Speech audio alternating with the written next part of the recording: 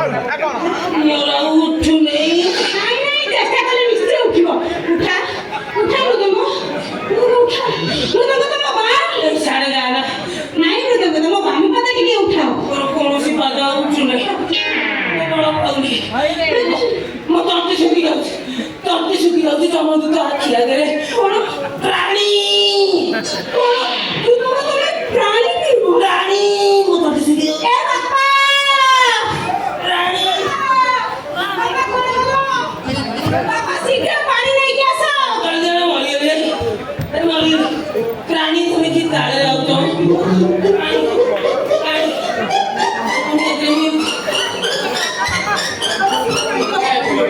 ବାପା ମୋର ମୃଦଙ୍ଗର ତଣ୍ଟି ଶୁଖି ଯାଉଛି ପାଣି ପିଇବ।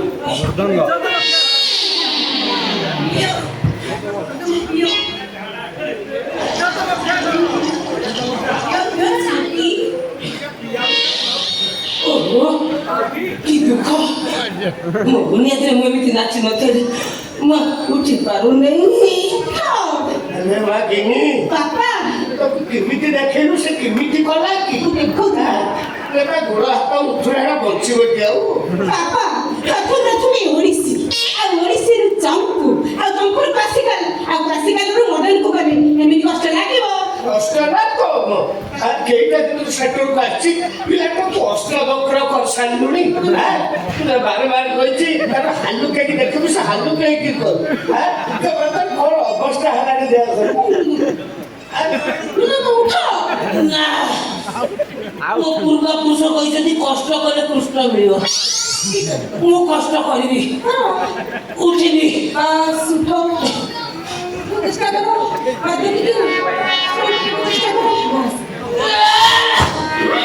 ଉଠିବି। ଦିଦି ମୃଦଙ୍ଗ ଏ କାମ କରିବି। Ready ready. ତାହେଲେ ଆମେ ଟିକେ ଓଡ଼ିଶୀ ଆଡକୁ ଯିବା। ଯୋଉ ତାଙ୍କ ଦେଖା ତମ ତାଳୁକୁ ବାଳରେ ବାନ୍ଧି ନାଳରେ ଫୋପାଡ଼ି ଦେବି। ଏଡେ ଚାଲ ଏଲୋ ସାଇ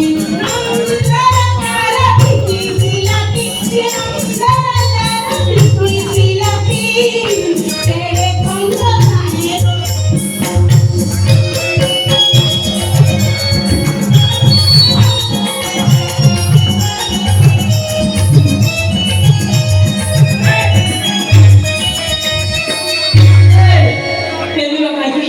ଚଉଦ ପୁରୁଷରେ ଯେ ଗୀତ ବୋଲିଥିଲା ଆମେ ପେଲିବା କାହିଁକି? ମୋଠୁ ଜନ୍ମ ନେବି ତାଳ ଫାଳ କରି କିଛି ନାହିଁ ଗୀତ ଆମେ ପେଲିବା ଆଉ କାହିଁକି? ଦିନେ ଗୀତ ଗାଇବୁନି ତୁ ତାକୁ ଖାଲି ରୀତିମରେ ଦେଖା ସେ ନାଚୁ ମୁଁ ଗାଇବି ଆମେ ମତେ ଗାଅ ତମେ ପେଲିବା କାହିଁକି? ଏମିତି ଗଲେ ଭଲ ନାଚୁଥିଲି ପେଲିବି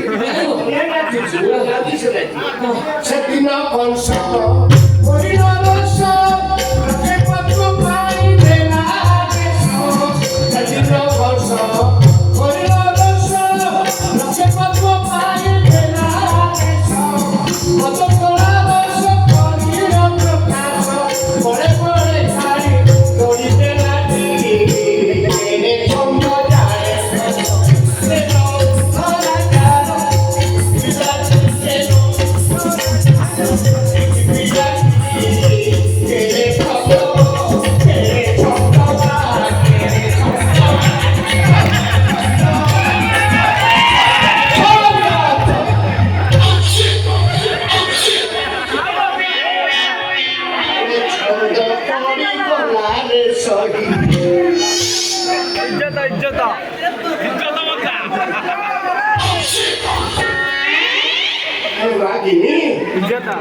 ପ୍ରାଣ ଛାଡ଼ିଗଲା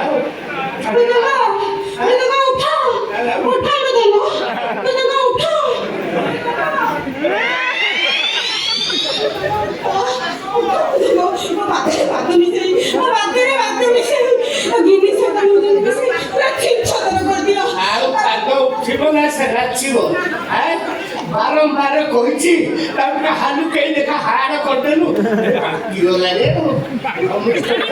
ଆଉ ବଞ୍ଚିବନି ଗୋଟେ କାମ କର ମେଡିକାଲ ନେଇ ଚାଲ ମେଡିକାଲ ନେଇ ଚାଲ